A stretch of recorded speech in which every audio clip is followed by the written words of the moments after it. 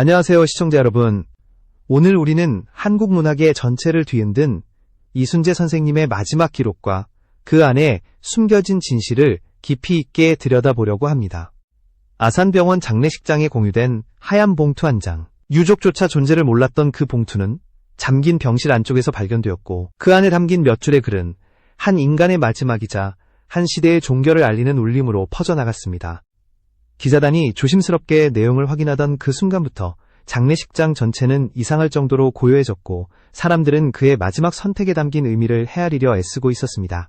평생 일기조차 남기지 않던 그가 왜 마지막 순간 스스로 손으로 글을 남겼는지, 그리고 그가 왜 지금 이 시점에 모든 것을 세상에 드러내려 했는지는 그 자체로 많은 이들의 궁금증을 자극했습니다. 영상 시청해주셔서 정말 감사합니다. 앞으로도 더 깊이 있는 콘텐츠를 전달하기 위해 노력하겠습니다. 구독과 좋아요는 저에게 큰 힘이 됩니다. 유족이 봉투를 발견한 시각은 오후 2시. 조문객이 빠르게 늘어나던 순간 그들은 기자들 앞에서 목이 메인 목소리로 입을 열었습니다. 마지막 날 직접 손으로 쓴 편지가 있었다는 사실이 믿기지 않는다며, 평생 글을 남기지 않던 분이 남긴 몇 줄이 그들에게 얼마나 큰 충격이었는지 털어놓았습니다. 그 말이 끝나자 장례식장 내부는 더 깊은 침묵에 잠겼습니다. 단순한 배우를 넘어 한 시대가 기댔던 정신적 기둥 같은 존재였던 이순재라는 이름. 그런 인물이 마지막으로 남긴 기록이라면 누구라도 그 의미를 가볍게 받아들일 수 없었습니다. 그리고 마침내 공개된 첫 문장. 나는 이제 갈 준비를 한다. 짧지만 무거운 이 한 줄은 그가 마지막 순간을 얼마나 담담하게 받아들였는지, 그리고 그 평생을 관통해온 태도와 품격이 어떤 것이었는지를 가장 선명하게 보여주고 있었습니다. 차분함, 성실함, 그리고 배우라는 직업에 대한 깊은 존엄. 그의 말투와 삶이 그대로 녹아있는 문장이었습니다. 그 문장을 읽는 순간 기자들과 유족 모두가 동시에 멈춰섰습니다. 그 짧은 문장의 울림이 병실과 장례식장 전체를 다시 한번 감싸며 사람들의 마음속에 묵직하게 내려앉았습니다. 하지만 이것은 시작에 불과했습니다. 그가 남긴 기록은 단순한 작별 인사가 아니라 평생 마음속에 묻어두었던 말들로 이어지고 있었기 때문입니다. 유언의 두 번째 부분은 누구도 예상하지 못한 깊이와 솔직함으로 이어졌다. 그는 가족에게 미처 전하지 못한 마음을 차분하게 풀어내고 있었고, 그 안에는 배우로 살아온 70년의 무게가 조용히 스며 있었다. 무엇보다 사람들의 시선을 멈추게 만든 것은 그의 재산 분배 방식과 그 결정에 담긴 철학이었다. 생전 이순재의 실제 총자산은 명확히 알려진 적이 없었지만 대중은 오랜 세월의 활동을 떠올리며 막연히 많은 자산이 있을 것이라 짐작할 뿐이었다. 그러나 공식적으로 확인된 총액은 약 120억 원에 달했고, 그중 상당수는 아무에게도 알려지지 않았던 예술기금과 장기적립자산, 그리고 젊은 연극 배우들을 위해 비밀리에 조성해둔 후원 계좌에 저장된 금액이었다. 그 계좌의 존재를 세상에 처음 알린 순간 장례식장은 또 한 번 술렁였다. 예술은 나 혼자로 완성되지 않는다. 내가 받은 것을 다음 세대에게 돌려주는 것이 내 마지막 의무다. 그의 손글씨로 적힌 이 구절은 배우로서 살아온 그의 본질을 상징하듯 또렷했고, 그 문장 하나만으로도 그가 왜 한국 문화계의 정신적 기둥이라 불렸는지를 증명하고 있었다. 그는 자신의 재산 일부를 가족에게 남겼지만 그 비율은 대중의 예상과 완전히 달랐다. 가장 먼저 아내 최희정에게는 약 45억 원과 부부가 오랫동안 살아온 아파트의 모든 소유권이 넘어갔다. 그리고 그는 한 문장을 덧붙였다. 내가 배우로 설 수 있었던 건 당신이 지켜준 집 덕분이었다. 이 문장을 들은 순간 가족들은 참았던 눈물을 터뜨렸고, 조문객들 역시 조용히 고개를 숙이며 그의 진심을 느꼈다. 아들에게는 현금 성자산 20억 원과 자신의 이름을 건 장학기금 일부 운영권이 넘어갔다. 그는 아버지의 길은 무대였지만 너의 길은 가정이길 바란다 라는 글을 남겼다. 짧지만 깊은 무게가 담긴 문장이었고, 배우로 살아온 아버지가 마지막에 남긴 가장 인간적인 조언이기도 했다. 딸에게는 18억 원 이상의 예금과 평생의 기록물이 남겨졌다. 그리고 네가 어린 시절 참고 삼킨 눈물을 나는 늘 알고 있었다 라는 문장은 딸이 가장 오래 울음을 멈추지 못하게 만든 구절이었다. 그러나 모든 사람을 가장 크게 흔든 부분은 마지막 자산 10억 원의 용처였다. 그는 이 금액을 전액 기부하며 능력은 간직하는 것이 아니라 나누는 것이다. 내가 받은 사랑의 총량을 다음 세대의 시작점으로 돌려보낸다 라고 적었다. 이 기부금은 이순재 예술장학재단 설립에 사용되며 경제적 이유로 꿈을 포기하는 연극, 영화, 전통예술 분야의 청년들을 지원하는 형태로 운영될 예정이다. 유언이 공개된 직후 문화계와 장례식장은 말 그대로 울음으로 가득 찼다. 후배 배우 김학철은 유언장을 읽은 뒤 이런 분과 같은 시대에 연기했다는 것이 내 인생의 명예입니다 라고 말했다. 장영훈 형님은 마지막 순간까지 후배들의 길을 밝혀주는 등불이었다고 떨리는 목소리로 남겼고, 이승기는 병문안 당시 그가 힘겹게 몸을 일으켜 엘리베이터까지 배웅해준 장면을 떠올리며 그때는 몰랐던 감정의 이유를 이제야 알 것 같다고 고백했다.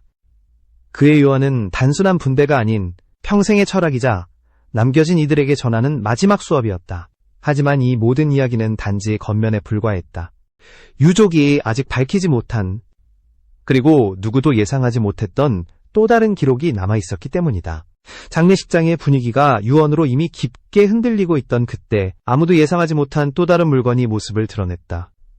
유언 봉투 바로 옆에 놓여있던 작은 수첩 한 권. 처음엔 누구도 이 수첩을 중요하게 보지 않았다. 가족들은 그저 아버지의 메모 습관이라고 생각했고, 간호사들 역시 병실을 정리하며 스쳐 지나간 단순한 소지품이라고 여겼다.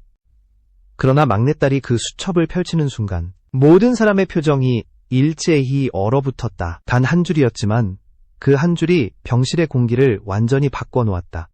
내가 미처 끝내지 못한 이야기는 이제 당신들이 이어가야 한다. 떨리는 필체였지만 메시지는 또렷했고 그 한 문장에 담긴 무게는 누구도 쉽게 설명할 수 없었다. 그가 끝내지 못한 이야기가 무엇인지, 그리고 그 이야기를 이어가야 할 당신들이 누구인지 아무도 단정할 수 없었다. 가족들은 수첩을 더 넘기려다가 손을 멈추었고 조문객들 역시 숨을 삼키며 시선을 모았다. 두 번째 장에는 보다 구체적인 기록이 적혀 있었다. 2025년 11월 24일 새벽 3시 12분. 가족도 의료진도 없는 시간이었다. 그는 홀로 남겨진 병실에서 마지막 힘을 짜내듯 수첩을 펼쳤고 무대 대사를 내려치던 그 특유의 필체로 문장을 남겼다.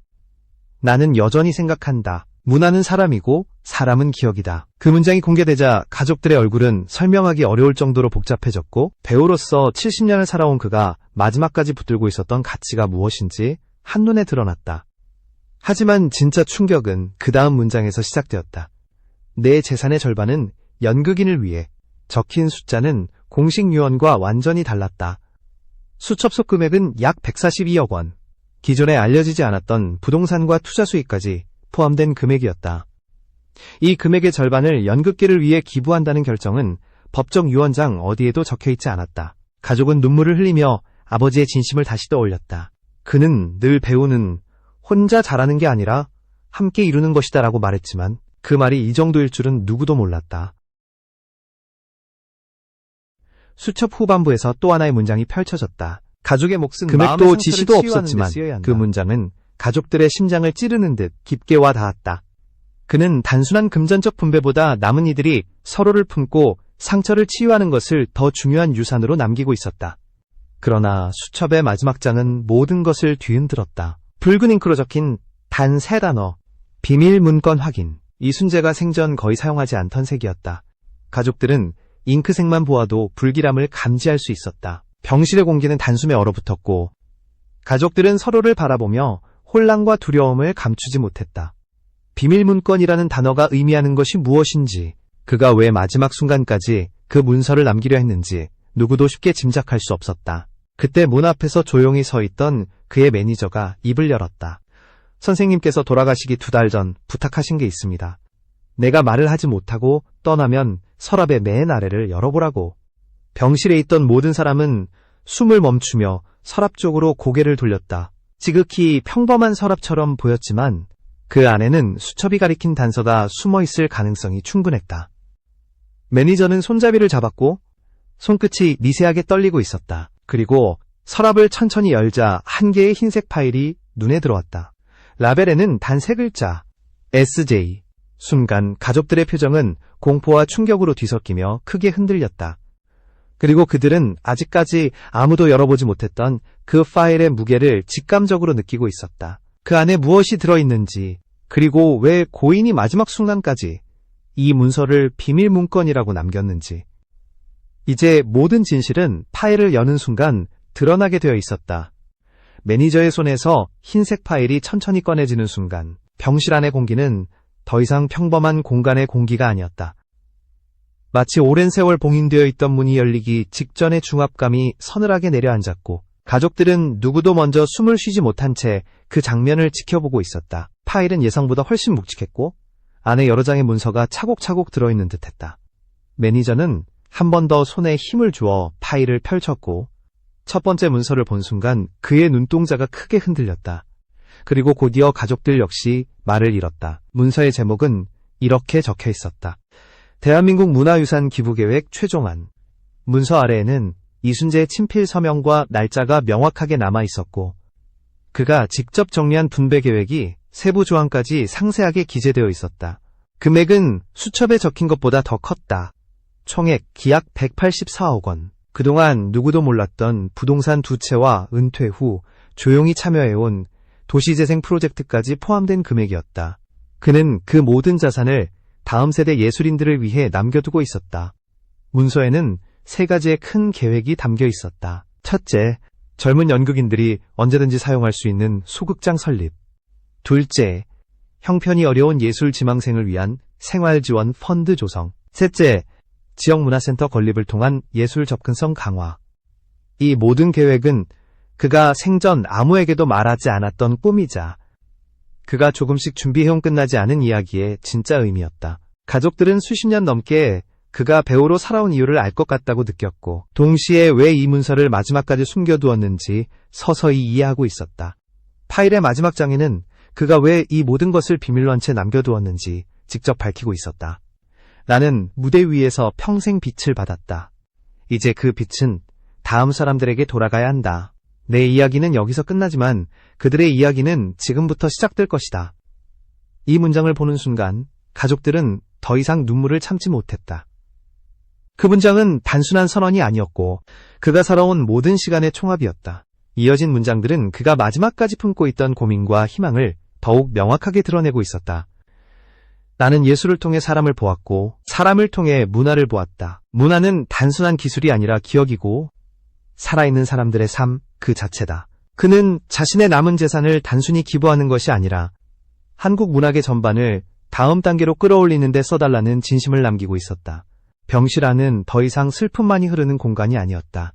그 공간은 마치 새로운 시작을 준비하는 조용한 성소처럼 느껴졌다. 그의 유언과 수첩, 그리고 비밀 문건에서 드러난 모든 기록은 한 인간의 삶을 넘어 한 시대의 태도와 철학이었다.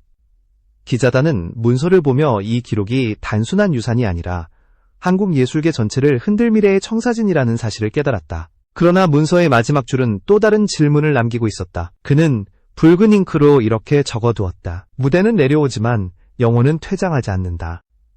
이 문장은 유족들에게 새로운 의미로 다가왔고 그의 마지막 흔적은 이제 단순한 유언이 아니라 앞으로 이어질 세대들을 향한 거대한 숙제로 남았다.